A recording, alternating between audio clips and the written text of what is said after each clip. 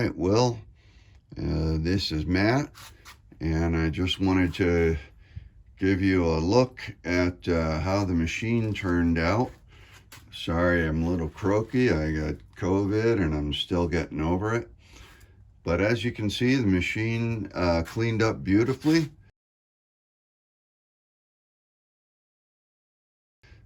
Got it hooked up to a blower motor from the neighbor's furnace.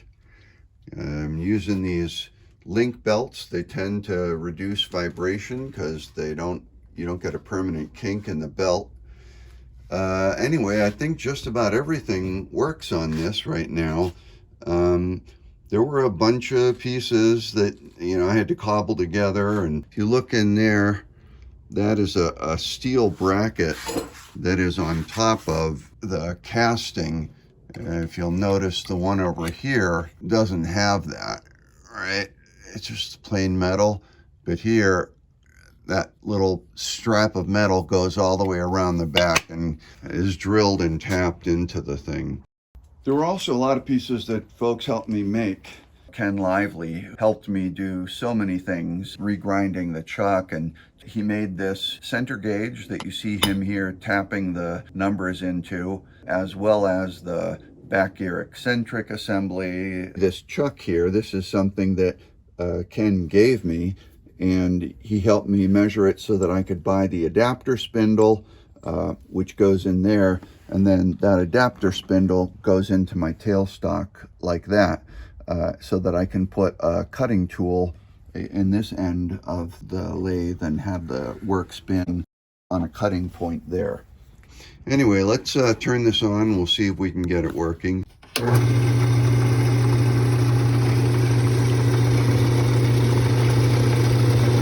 so we're just going to go in a little bit here.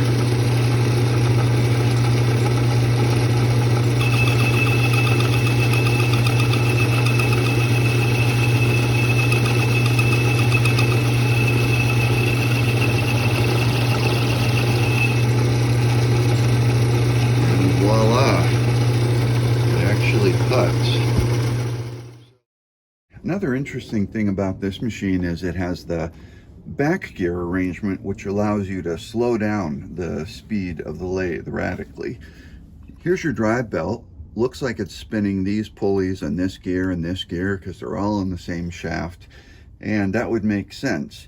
But actually, these pulleys can be disconnected from this gear so that they just spin on the shaft. And here's how you do that. If you look over at this side here, there's this little locking pin. And right now, you can see that they're moving together.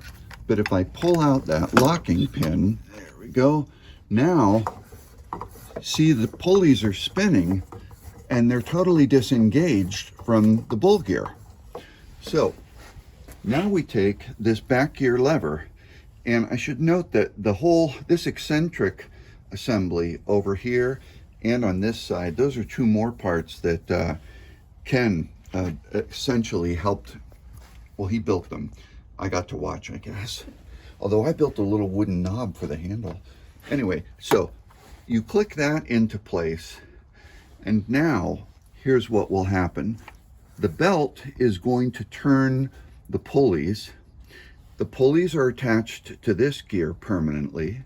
That little gear goes to this big back gear, which then jumps down to a small gear. Again, it gears it down, and that small gear in turn drives the big gear, which is permanently attached to the shaft, and that makes it turn really slowly, which is good if you're doing stuff that you don't want to burn. Anyway, let's turn this on. You can see how slowly that's turning.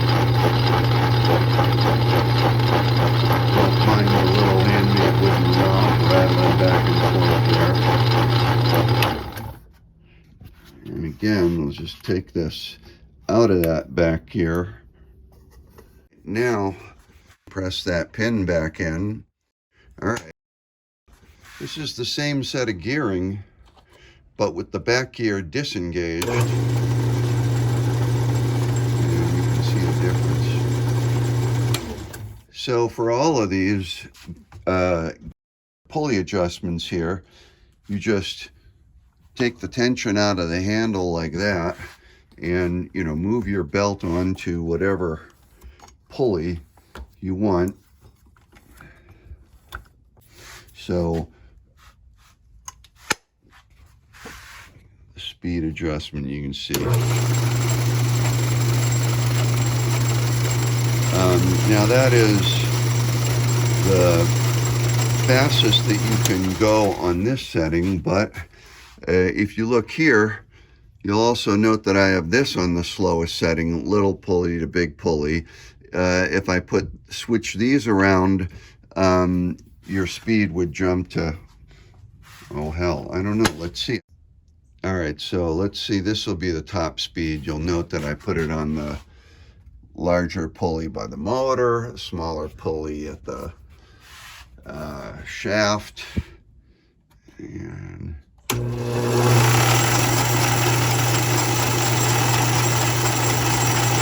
super quiet, but not bad for a machine that's, I don't know what, 60, 70 years old.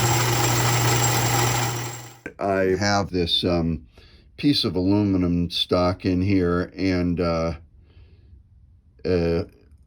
trimmed it down a little bit, and so this is my dial indicator,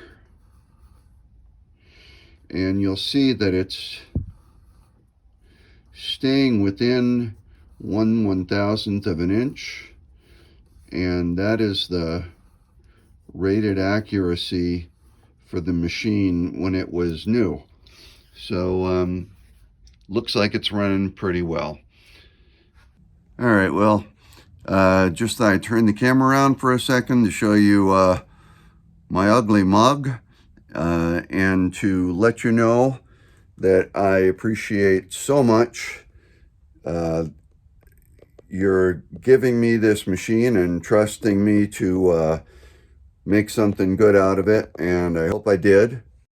Also wanted to make a special mention of Ken Lively. Helped me rebuild so many parts of the machine, the center gauge, as well as the back gear eccentric assembly, and regrinding the chuck, and just making a ton of parts. So between Will giving me the machine and Ken helping me rebuild so much of it, I'm in business. So I want to thank both you guys very much.